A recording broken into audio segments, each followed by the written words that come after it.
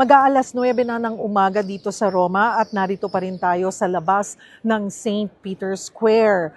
Pinaigting ang security. Dito makikita nyo, ayan na yung mga ambulansya just in case na kailangan nilang rumisponde at magbigay ng tulong medikal.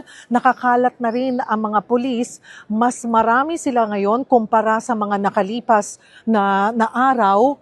At sa ngayon, nakikita nyo pa ang media na nakakalat dito sa isang area ng St. Peter's Square, sa labas actually ng St. Peter's Square.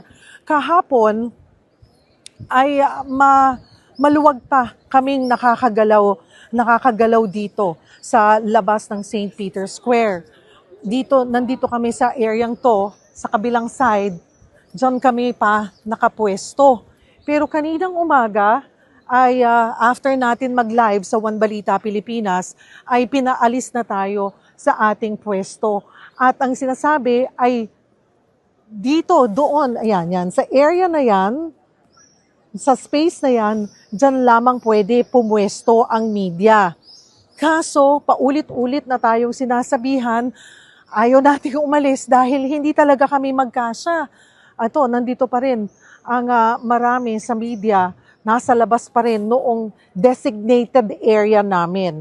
Humanap na kami ng pwesto, pero we're hoping na payagan pa rin dahil hindi talaga nila mapaalis ang media at hindi rin talaga realistic na magsama-sama kami doon dahil napakaliit ng lugar.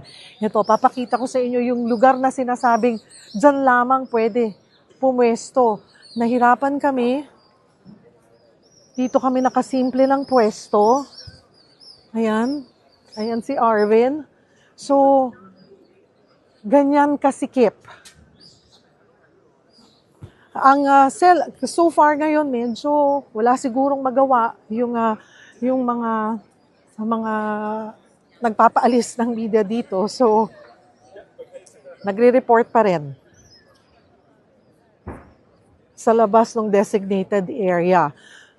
Makikita natin na binuksan na rin ang St. Peter's Square sa mga pilgrims at sa mga turista.